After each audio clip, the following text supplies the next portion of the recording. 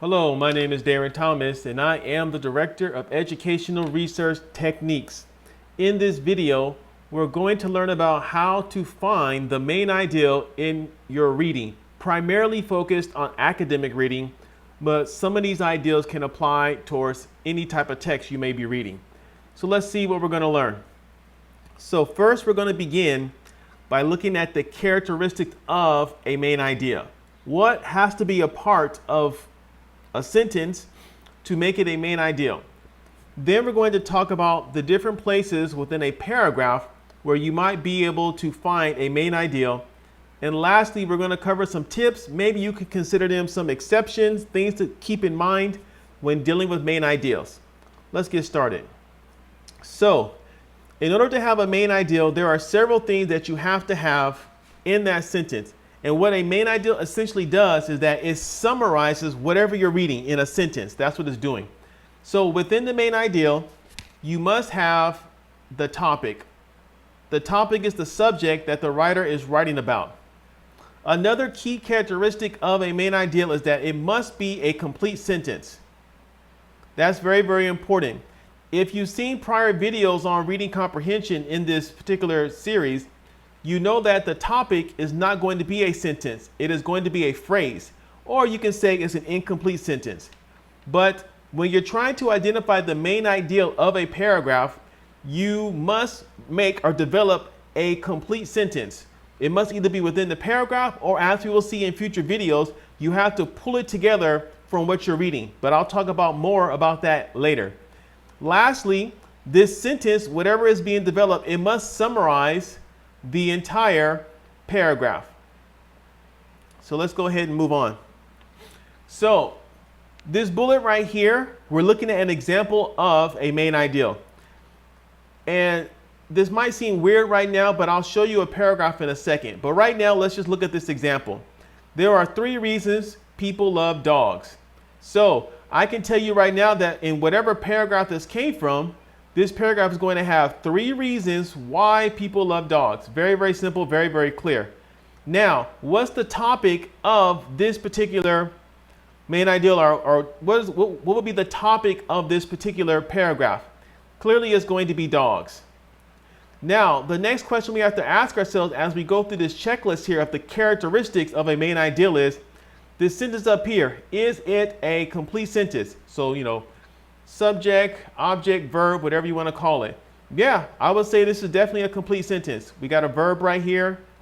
We got a subject and an object in here. People are kind of the ones doing the loving. Dogs are the object of the affection. However you want to think about it, it doesn't really matter. Let's not get into the details of grammar. And does this summarize it? The answer is yes. This is a clear summary of whatever paragraph it may have come from. Now, we're going to look at where can you find the main ideal? Well, you can find it anywhere, but we're going to break it down into something simple, and that's beginning, middle, and end. And we're going to look at an example of each of these. So here is an example of where you can find the main ideal at the beginning of a sentence. So here's our example. Dogs are good pets to have. That tells me everything that this paragraph is about. I have a topic right here, dogs. I have a complete sentence, are good pets to have, etc. So dogs are fun to play with and are friendly to everyone. That's the second sentence. Dogs are also very close to their master and obey them. Lastly, dogs even love children and will protect the family. So everything after the main ideal are different reasons why dogs are good to have. They are providing details that support the main ideal that dogs are good to have. And again, this is an example of the main ideal being at the beginning. Now, here's the same paragraph essentially, but the main ideal is at the end. So I start with a question. I did not have to do this, but I did. Have you ever had a dog for a pet? That's the question. It's kind of a hook to get the reader to continue. Then I continue with how dogs are fun, dogs are close to their people, and dogs protect their family. Dogs are good pets to have. So I end with the main ideal this time. So we've seen it at the beginning. We've seen it at the end. Let's take a look at having the main ideal in the middle. Have you ever had a dog for a pet? I begin with a question. Then this is all the same. Dogs are fun. Dogs are close. Everyone should own a dog. And then I add another detail after that. Dogs even love children and will protect the family. So in this example, I put the main ideal in the middle. So you can put it wherever you want, but there are ways to make your writing clearer, and that really depends on the audience. So here are some tips. Like I just talked about, where you put the main idea depends on the audience you are writing for and the genre of writing. So my particular expertise or specialty is academic writing. So generally you want to put the main ideal at the beginning, because the academic audience, they often get very impatient if they don't know what the particular paragraph is about. Because putting it at the beginning, it kind of gives the reader a hint of what to look for. It shows them how you're building your argument rather than implying an argument. Academic writers do not like a lot of mystery, or academic readers do not like a lot of mystery. So you tell them, here's my point, support, support. Here's my point, support, support. That is kind of how it's set up. Now, again, I can't speak for every reader of academic literature, obviously in the world, but from getting lots of feedback from peers and from publishing articles, that has been my experience. You want to tell the author, you want to tell the reader directly what you are writing about, and then provide support after you tell them what you're going to write about. You don't want to imply, you don't want to be mysterious. This is not literature where playing with things is more acceptable. Now, for the next bullet, when we're talking about the main ideal, you have to think about the scope or the level of your analysis. So what we've been talking about is main ideals at the paragraph level. So the first sentence of the paragraph tells you what that paragraph is about. However, that is the most limited way of trying to identify a main ideal. Main ideals, again, if you're coming from a larger document, it could be like a whole section of a particular paper. So you guys, again, assuming you're familiar with academic writing, you know that there might be sections to a paper, there might be sections to a book. You can find a main ideal at that level where instead of trying to summarize one paragraph, you're summarizing several paragraphs over several pages to try to share with somebody what that section was about. But you can even go higher, where you're trying to figure out what's the main ideal for a chapter. Again, this involves not just summarizing several paragraphs like in a section, but summarizing several sections of a chapter, and then trying to condense that down and trying to share with a reader what the main ideal of the chapter is. And of course, you can also have a main ideal at the book level.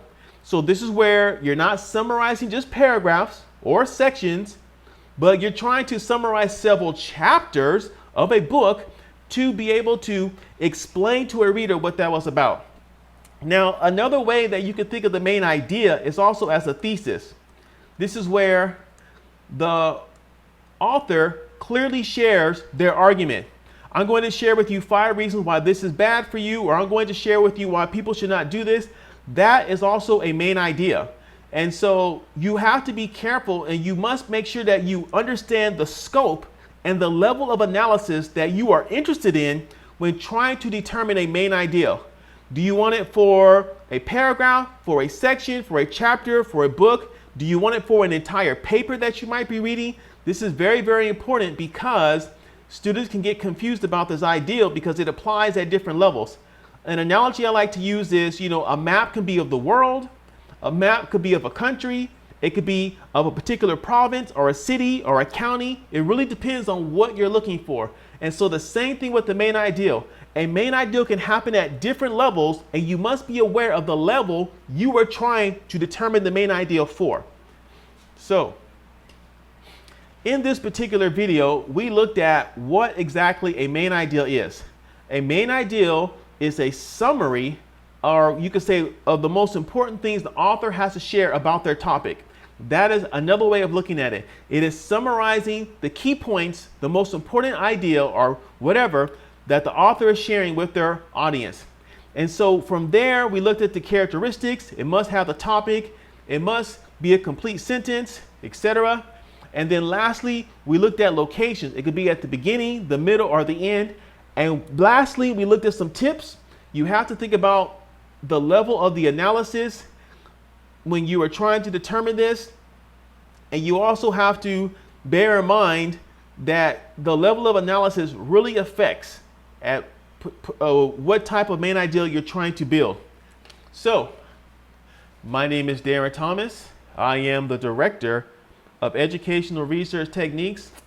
Thank you again so much for watching, and I will see you in the next video.